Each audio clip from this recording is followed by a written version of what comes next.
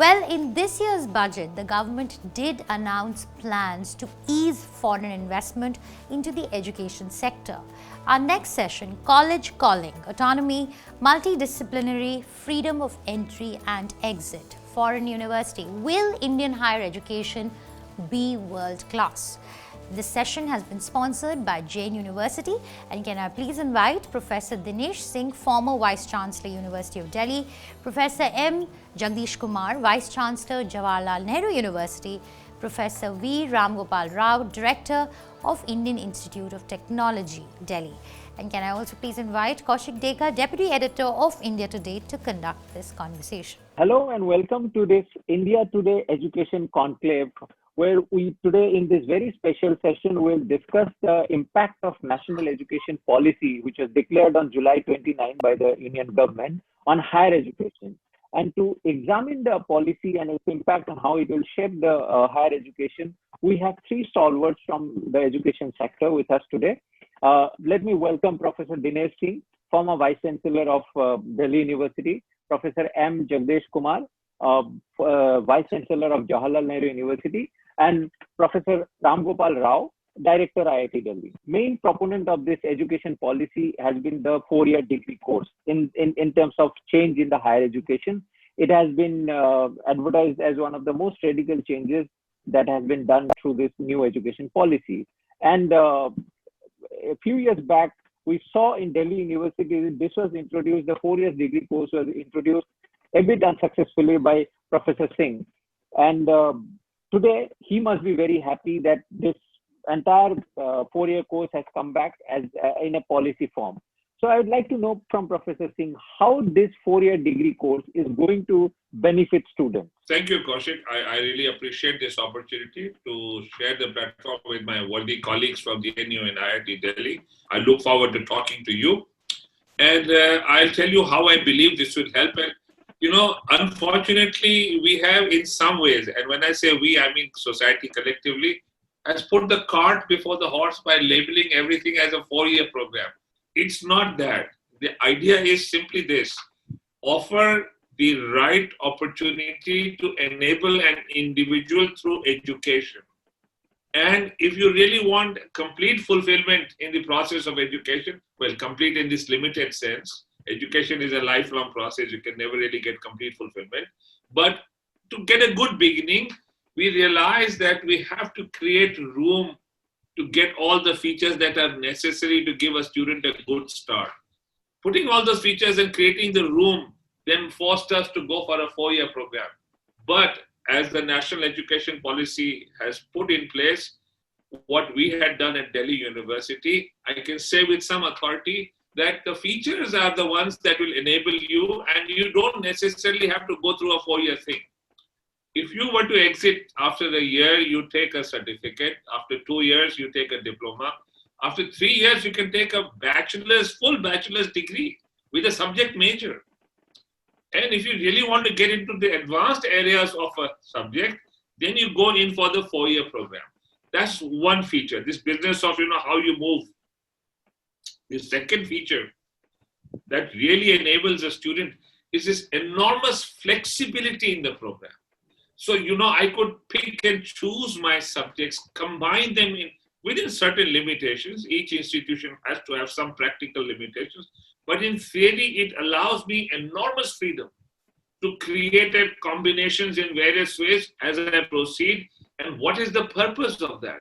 So, education is a process of self-discovery. You look inside, you discover the drumbeat of your soul. I call it the Antardhvani. And to discover that drumbeat is not enough to get educated. Then you have to march in the real world in harmony with the drumbeat. That's when you begin to start getting educated. In this program, to discover your drumbeat, we must expose the child to several drumbeats around him, and then he'll be able to figure out which one really resonates with his internal drumbeat. Then he adheres to that. That's when he starts marching in the real world in harmony with that drumbeat. That's when he starts getting educated. So you have to give flexibility. So that as he grows beyond the first year into the second and third year, he begins to narrow down exactly what he wants to do in life. That's why the features of this program will enable any institution to further enable us. How this policy will enhance whatever is existing in our education system further in terms of interdisciplinary approach and the biggest challenge of taking the students from the classroom to the larger classroom, the world classroom. Recently, I was attending the PhD viva of a student who worked on solar cells.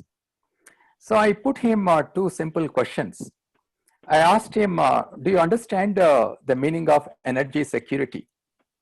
Are you aware of the International Solar Alliance? Who has formed it and what is the need? What are the objectives? Well, the student is very good when it comes to the technological aspects of the solar cells that he has worked on, but he was completely dark about beyond his own work. I think that is where we need to expand the exposure that we provide our students so that they connect their work, their research to the societal needs, which is completely missing.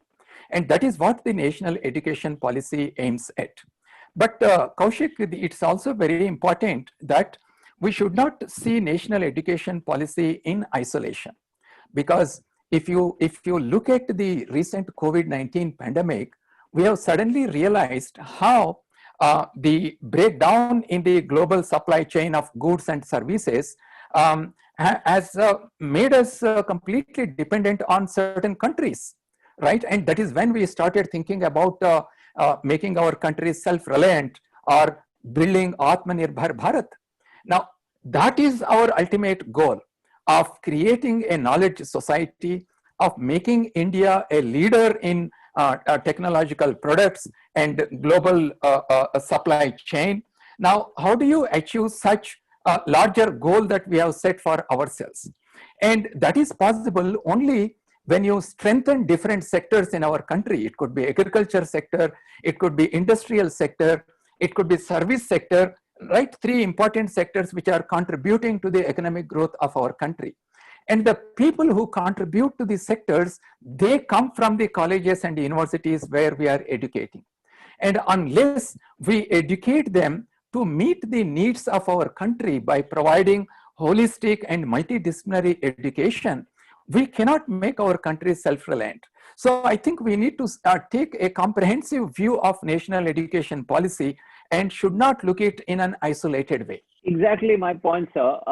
In terms of technical education, Professor Rao, we always said that India produces so many brilliant students from the IITs, and IITs are world-class institutes. There is no doubt about that. But it is also alleged that quite often that Indian technical education, technological education, it is in isolation. For instance, a physics graduate or even an IIT engineer would not know much about, say, Indian philosophy or Sanskrit or many other things, which probably may be required to provide solutions to the common public.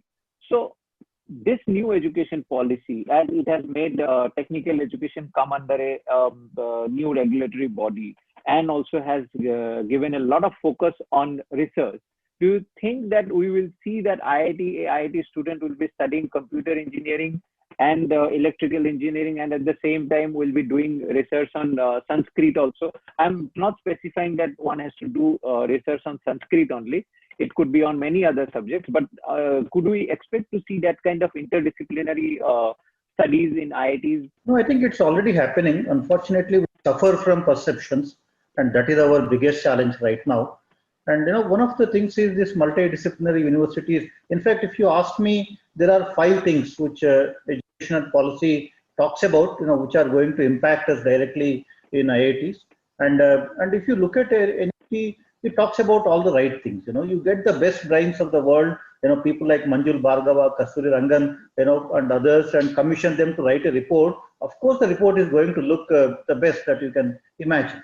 But the issue is with the implementation. I think if you can implement it in spirit, I think if you take into account all the things that it is talking about and put it into practice, I think Indian higher education system will go to that next level.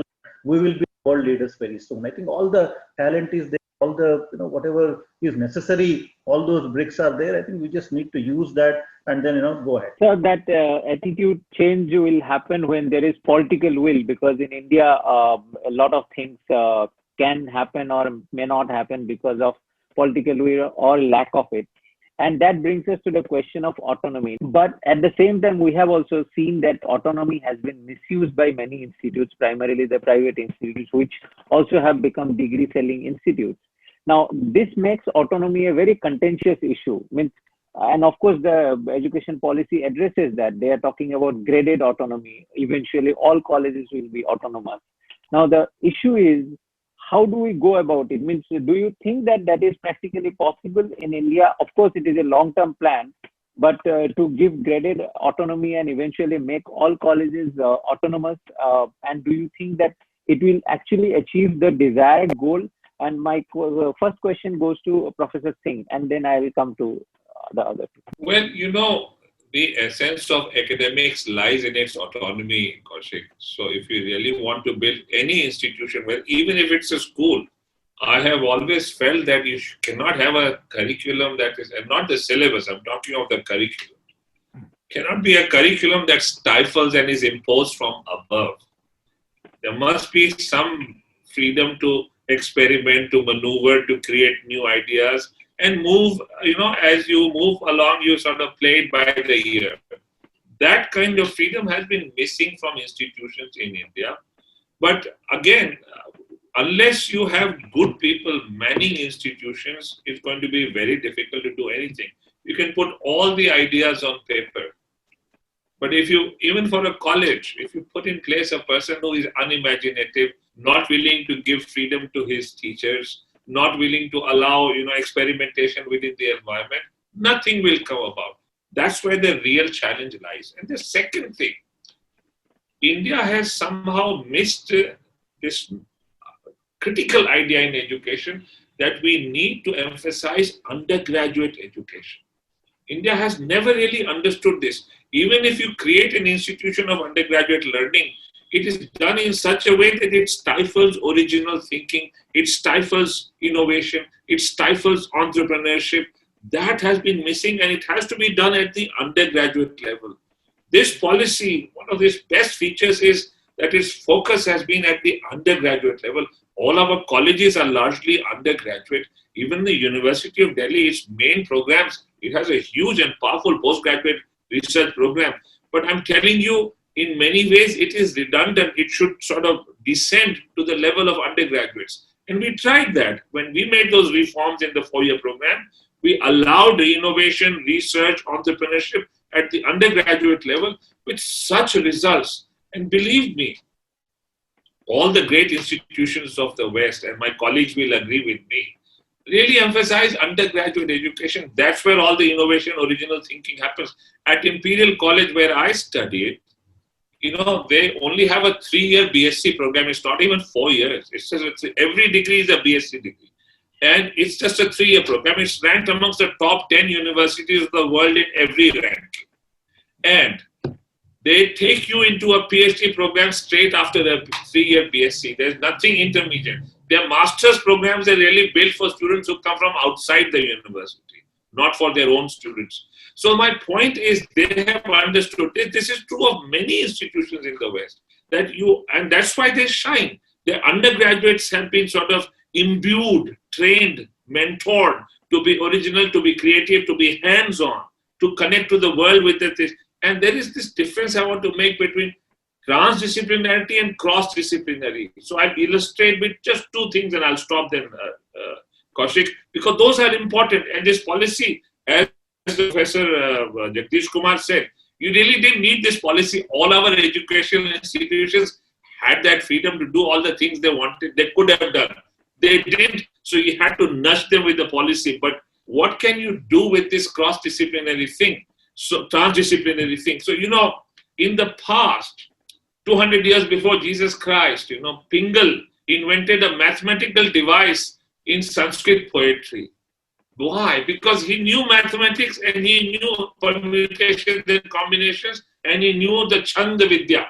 Similarly, Chomsky creates this marvelous revolution in linguistics because he knows the Vaisheshik Tats of Paninian system of grammar, and he also knew modern abstract mathematics. And he fits that into an abstract mathematical framework, and lo behold, you have a revolution in linguistics. No Sanskrit student in any part of India has ever been given a chance to experiment along these lines.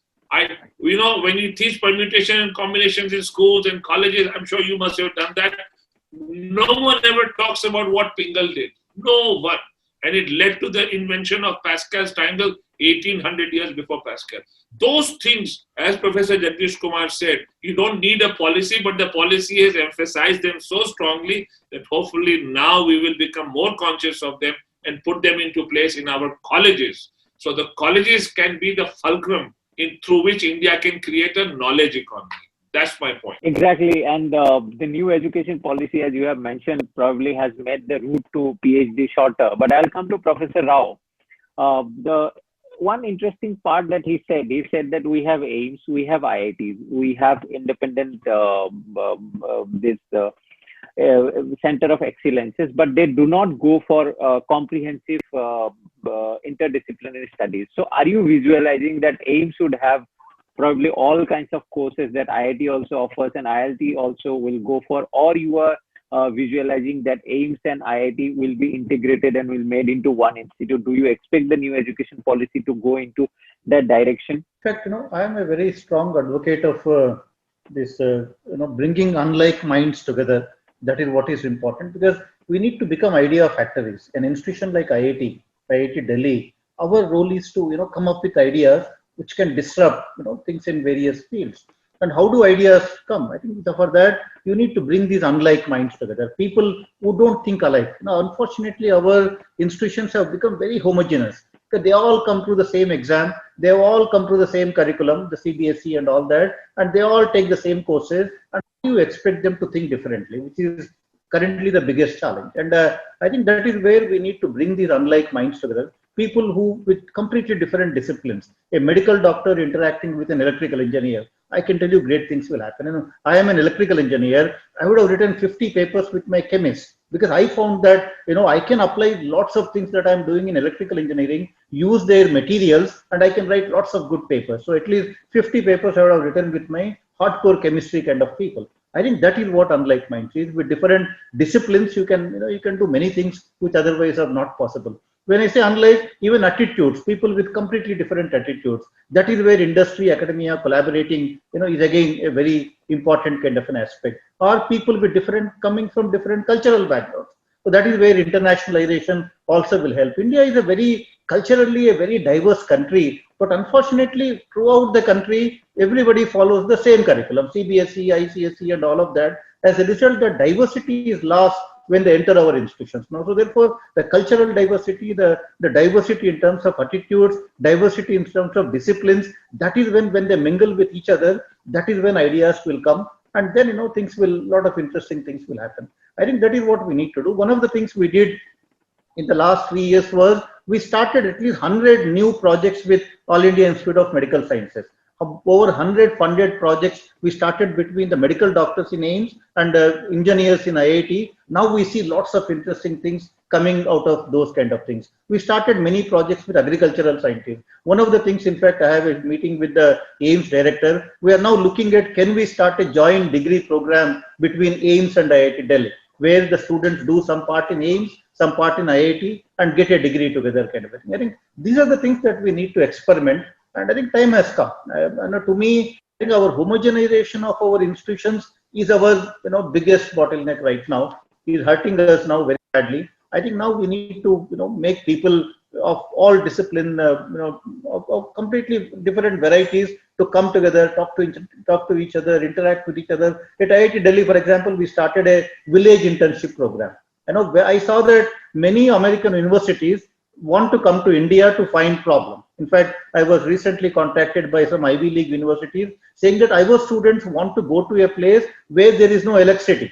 They want to go and spend time at a village where there is no electricity and see in what way they can innovate and what sort of problems exist. So they are looking for problems in India and we are looking for problems in America. Our students all want to go to America to find problems now. I think that is our biggest challenge. And again, we started a village internship program. We are sending IIT Delhi students to villages. Now go and spend time with a farmer. Just see how agriculture, how farming is done. Just see, what you can do. So these are the immersion programs that we have created. Now I'm now seeing that students are getting very excited, finding the right set of problems, and we don't even have to wait for an industry to come, interact with us, take this idea, make a product. Now startups are coming in a big way. At IIT Delhi, there are at least 100 startups now. And now to startup means you can identify a problem and use all the resources available on the campus, use the startup as a medium to put it out into the society. I think to me, our future lies in generating these ideas, turning our institutions into idea factories, and then using startups as a medium to put it out into the society and solve societal problems. That is how we will become a developed country, and that is what we need to do in our institutions. This discussion is getting very interesting and exciting, but unfortunately we have run out of our time. So I'll have to conclude this discussion, but before ending the discussion, I must thank all our guests for the wonderful insights, Professor Singh, Professor Kumar, and Professor Rao. It was a wonderful time spent with you. The session was really enriching. I'm pretty sure that our viewers will be broadly enlightened with the views that you have shared.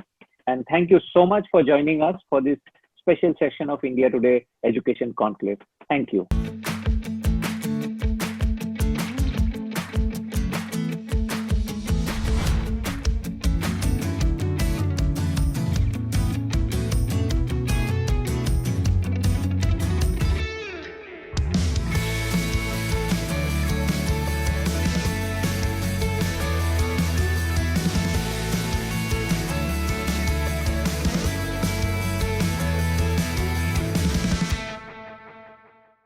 जहां प्रेरणा लेती है उड़ान और होता है आपके सपनों की वास्तविकता का निर्माण, जहां आपके सपनों को मिलता है आकार, where you get trained with industry skills, soft skills and social skills.